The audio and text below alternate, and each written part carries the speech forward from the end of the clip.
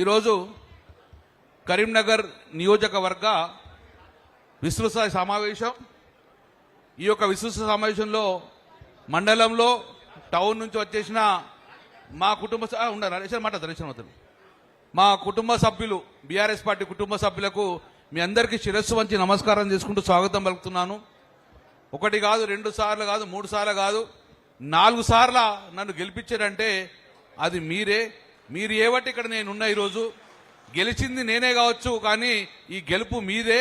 మీరు కార్యకర్తల ఎంత ఎదురు జరిగినా, ఎంత ఇబ్బంది పెట్టినా కానీ మొక్కవని ధైర్యంతో కరీంనగర్లో మళ్ళొక్కసారి బీఆర్ఎస్ పార్టీని గెలిపించిందంటే అది మీ యొక్క ఆశీర్వాదంతో గెలిచినాము, మీ యొక్క కృషితో గెలిచినాము, మీ పట్టుదల గెలిచిన కాబట్టి మరొక్కసారి మీ అందరికీ పేరు పేరిన కృతజ్ఞతలు. మీ అందరికీ కూడా శిరస్సు వంచి నమస్కారం తెలియజేసుకుంటూ మన అందరి పక్షాన ఈరోజు హరీష్ అన్న గారిని మనం స్వాగతం పలుకుతూ చప్పరతులు స్వాగతం పలకాలని చెప్పుకుంటూ వేగమైన గౌరవనీయులు కొప్పుల ఈశ్వరన్న గారు, మాజీ మంత్రివర్యులు, సభాధ్యక్షులు, నగర అధ్యక్షులు హరిశంకర్ గారు, అన్యదా భావించకూడదు.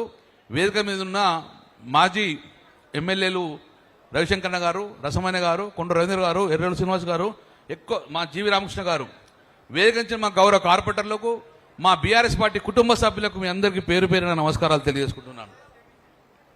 ఎక్కువ సమయం తీసుకోము. కరెక్ట్ 1 o'clock హరీష్ అన్న మాట్లాడతాడు. వచ్చింది కూడా హరీష్ అన్న కార్యకర్తల గురించి వచ్చింది కాబట్టి వారి స్పీచ్ వినాలని చెప్పి ఎవరు కూడా అన్యదా భావించకూడదు. డైరెక్ట్ హరీష్ అన్న మాట్లాడతారు కాబట్టి ముఖ్యంగా 30 నెలలైంది ప్రభుత్వం ఏర్పడి, కాంగ్రెస్ ప్రభుత్వం ఏర్పడి. ఇప్పుడు ఇంతకుముందు ఒక వీడియో చూపించాం మీకు. ఆ వీడియో అనేది ఒక ఆవేదనతో తయారు చేసిన నేను, ఒక ఆవేదనతో. రైతు బిడ్డను నేను కూడా. 10 సంవత్సరాల క్రితము ఎట్లా ఉండే, 10 సంవత్సరాల క్రితము వరదకాలం తవ్వడం వలన వరద నీళ్లు ఆగిపోయి ఇటు 7 గ్రామాలకు నీళ్లు రాకపోతే అధికారులను తీసుకువెళ్తే ఇది సాధ్యం కాదు అన్నాడు. వరదకాలంలో మీరు తూములు పెడితే జైలుకు పంపుతాం అన్నారు. వరదకాలం నుంచి తూములు పెట్టే చట్టమే లేదన్నారు.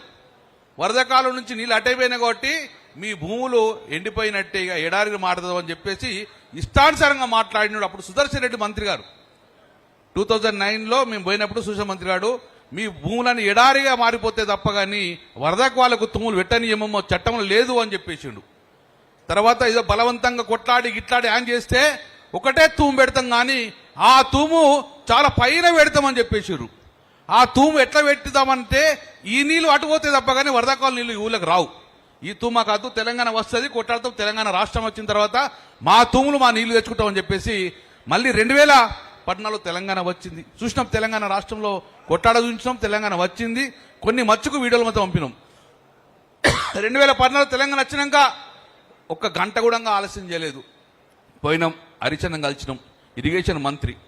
నా బాధని చెప్తే ఒకటే 1 గంటల 3.5 కోట్ల జీవో ఇచ్చి, జీవో ఇవ్వడం కాదు స్వయాన నాగులమల్లెలకు వచ్చి ఆ రోజు భూమి పూజ చేసిన స్పీచ్ కూడా మీకు విన్నారు.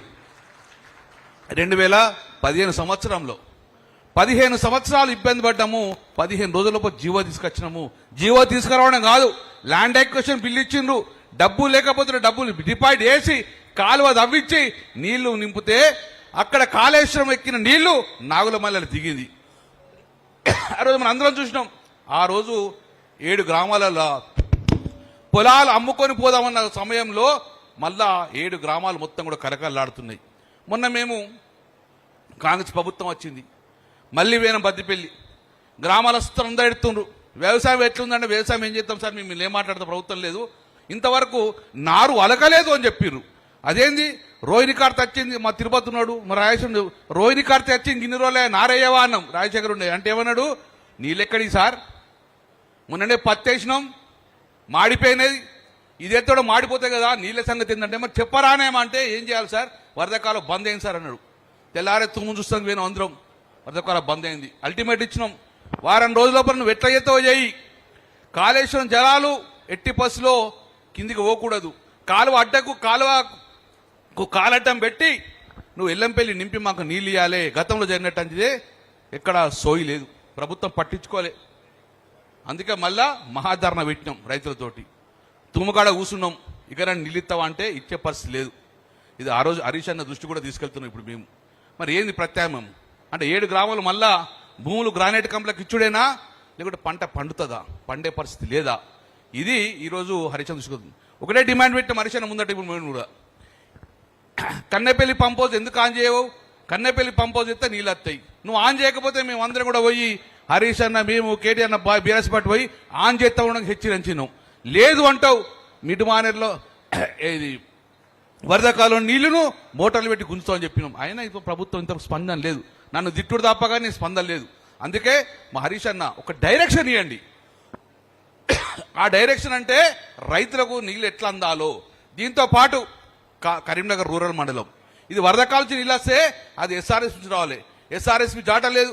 మొగులు చూస్తున్నాం. మొగులు చూస్తే ఒక బొట్టు వచ్చే పరిస్థితి లేదు. కాలువలు ఎండిపోయినాయి, బోర్లు ఎండిపోయినాయి. మరి ఎట్లా ఏ పరిస్థితి అని చెప్పి ఒక ఆవేదనకు తెలంగాణలో ఉన్న రైతు బిడ్డగా ఒక ఆవేదనతోటి ఇప్పుడు కరీంనగర్ రూరల్ మండలంలో ఎస్ఆర్ఎస్పి నీళ్ళు వస్తలేవు, నారు వచ్చే పరిస్థితి లేదు. ఇవన్నిటి కూడా సమస్య పరిష్కారం కావాలంటే మొద్దు నిద్రున్న రేవంత్ రెడ్డి ప్రభుత్వం లేవాలి, లేకపోతే మనం లేపాలి. అది ఒకటి తప్ప ఇంకేం లేదు. నెంబర్ 2 ఇష్యూ, సరే మాయమాటలు చెప్పిండ్రు, ఏదో మాయమాటలు చెప్పి ప్రభుత్వంకి వచ్చిండ్రు. మళ్ళొచ్చేసారి మళ్ళా కేసీఆర్ ప్రభుత్వం ఏర్పడాలంటే ఇప్పటి నుంచే మనము మొదలు పెట్టాలి ఉద్దేశంతో కార్యకర్తల సమావేశం ఈరోజు హరీశ్తో మాట్లాడుకున్నాం. కాబట్టి ఎస్ఐఆర్ ఇది చాలా ప్రమాదం. ఎట్లా ప్రమాదం అంటే బీఆర్ఎస్ పార్టీ ఓట్లను తీసే ప్రయత్నం చేస్తారు. అందుకే మనము 390 మంది బూతులకు 780 మందిని బూత్ లెవెల్ ఏజెంట్స్.